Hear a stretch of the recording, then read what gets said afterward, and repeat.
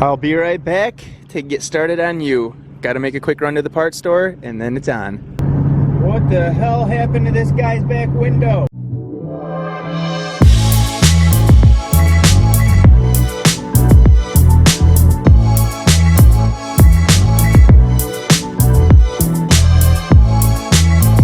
I was gonna save some time by going on the highway instead of taking the back roads back, and of course we run into a traffic jam for an accident. It literally just took me forever to get this.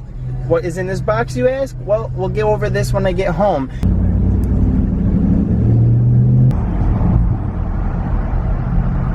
Holy shit. How the hell did a Lowe's truck go off into there, into the trees? What the hell is happening? People, come on!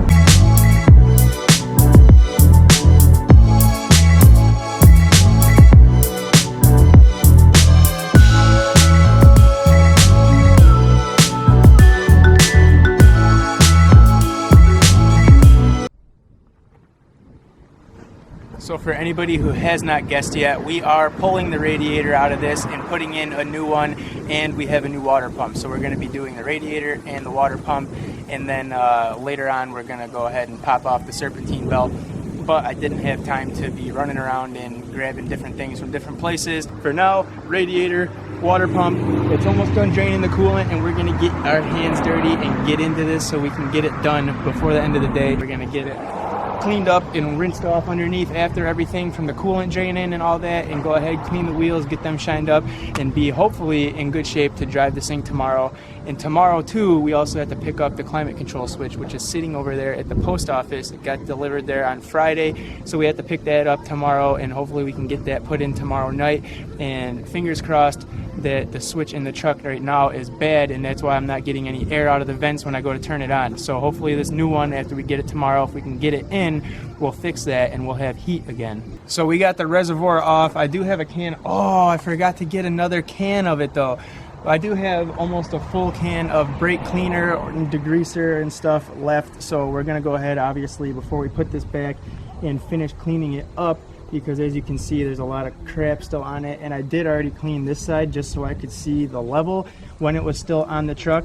But before we put this back in, we're gonna get it all cleaned up and clean out the inside of it and all that good stuff.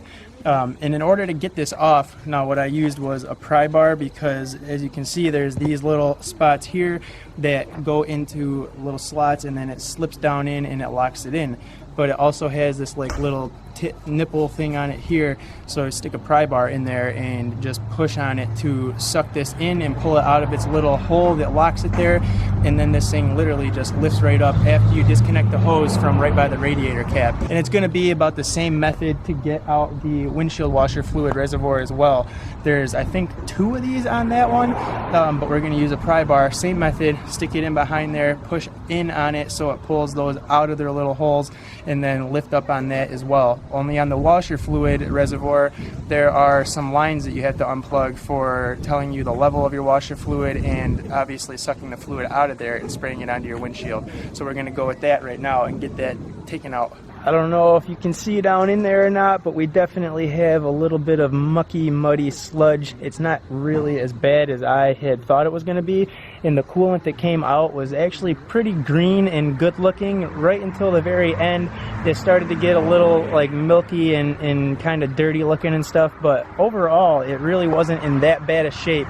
But we do have a little bit of crud stuck down in there. Washer fluid reservoir, coolant reservoir out. Now let's take out 4 bolts that hold in the fan shroud, and then we can push that thing forward towards the engine. We don't have to remove it. We're just going to pop out 4 bolts, and I'll show you where they are, and then we can step it forward towards the engine, and we can start to dismantle the radiator, get the last of the hoses off, and hopefully we can slip her up on out of there. And then when that's out, I'm going to go ahead and do the water pump, because I'll just have a little bit more room to work, and we'll get it all done hopefully quickly and put back together, clean it all up, make things look pretty, and we'll be on our way. So it's kind of hard to see because it's so dark and I can't really get the camera down in here, but there's a bolt here, and then there's another one down here that we have to take off, and then it's the same on the other side. So there's 4 bolts here on the fan shroud that we have to get off of here, and then this is just gonna kind of fall forward, I should say, into the engine. And then we have one bolt here and another down there with these little rubber stops and stuff, and we should have the radiator separated. Then we can pop these out and hopefully we can lift this thing right up and out of here. And all I did was get a replacement radiator for this thing for right now, just to get it functional and back on the road. But coming down the line, we are going to be getting a solid aluminum Mishimoto, and we're going to put that in to do away with these plastic tanks. It'll serve its purpose for now and keep the truck on the road and keep it functional and stuff, but for the long haul, we are going to put good parts on here, and a Mishimoto will be going in here.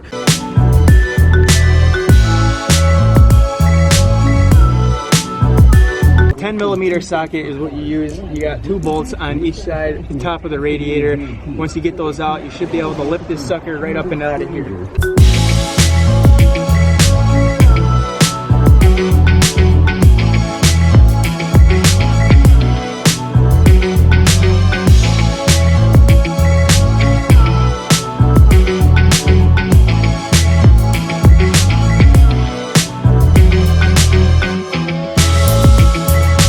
Aside from the gasket, this thing doesn't really feel like it's really bad, but the thing is, I'm putting in a new radiator and stuff for a little bit extra. The water pump, it's got to get done.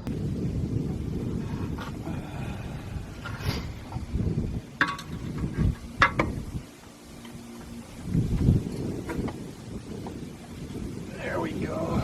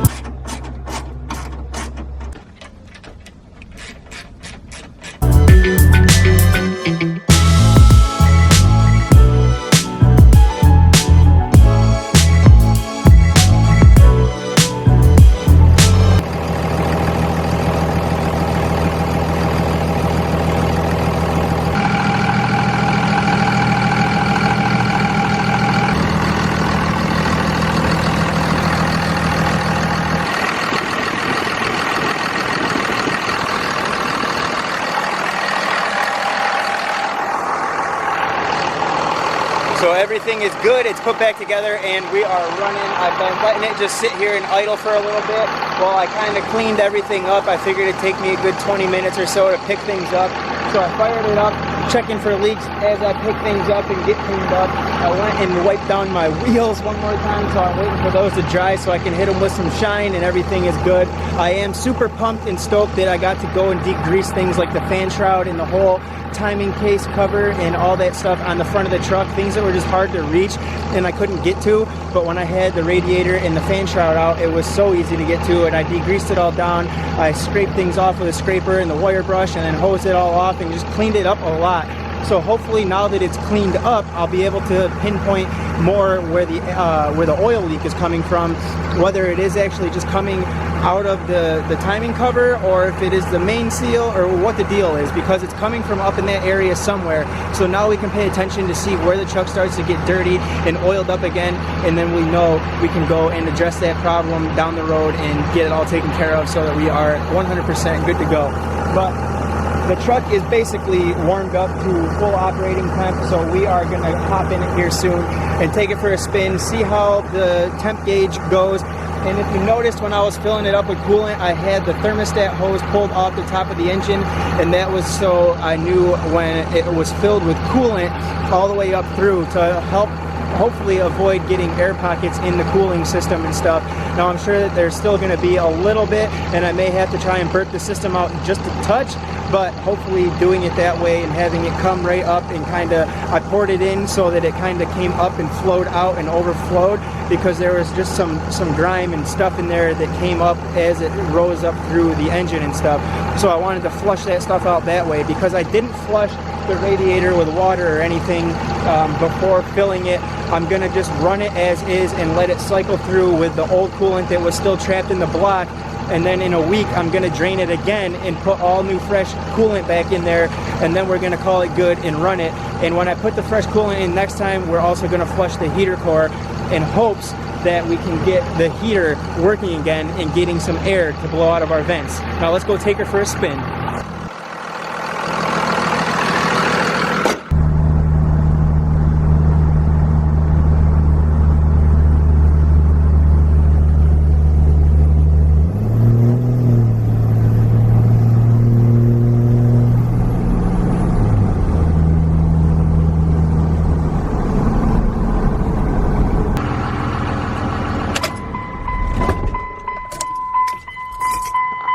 So I'm not quite sure what the heck is going on with this truck, man. The radiator obviously had an issue before where it just wasn't heating up all the way and it just wasn't getting warm. This thing cannot be cooling that well to where the radiator is staying colder. The temperature is not cold or anything out, so I don't get it. But it's still doing the same thing basically. And I don't understand what the deal is. The coolant is in there, there's a new water pump, all that stuff. I don't know if it can't even be a clog in one of the coolant lines, to be honest, because if it was clogged, then it wouldn't have filled up with coolant as I poured it in through the radiator cap. It wouldn't have worked its way down through the system and then came up and overflowed out through where the thermostat housing is. So I don't know what the deal is with this thing. We're still gonna get the heater core flushed out. Now the upper radiator hose, it's pretty warm and it's got good pressure. So it tells me that it's pressurizing and it's working, and the upper radiator hose is warm, so the thermostat's opening and closing and letting warm coolant through and stuff. I don't know. I guess we just check the system. Maybe there's still some air in it and stuff, so it's not working 100% and being efficient like it should be. I don't know. So we'll check it tomorrow and we'll see where the level of the coolant is and stuff. We'll top it off. I'll grab some more when I'm out at work and whatnot. I'll grab some more from Napa, and we will make sure that the coolant level is up to par where it needs to be, and we'll run the truck again after we get home from work tomorrow and see if there's any type of difference in it, and we'll just keep our eyes on it, keep our eye on the temp gauge and stuff, and just monitor things here for the next week as this coolant works itself through and we flush out the old stuff that was still left in the block, and then go ahead and put fresh new coolant in it again. Like I said, we'll just keep our eye on it and go from there. But that is going to do it for this video. I hope you guys liked the radiator install, and finally I'm getting some content back up on this channel, and this is the truck that things are going to revolve around. 2001 Dodge Cummins 5.9 liter 24 valve. So keep your eyes peeled. If you're new to the channel, make sure you hit that subscribe button and just join in on the fun. Comment down below things that you think would look nice on the truck, or things to check with the cooling system. If you have any tips or pointers to maybe lead me in a different direction of something to check. I'm kind of stumped. I don't know if I'm looking in the right direction or not. So comment down below if you have any info or stuff for me to look into, and let me know what you think would be cool to do to this truck over the winter time. Drop a like on this video if you guys enjoyed it, and I will see you guys very soon in the next video. Peace.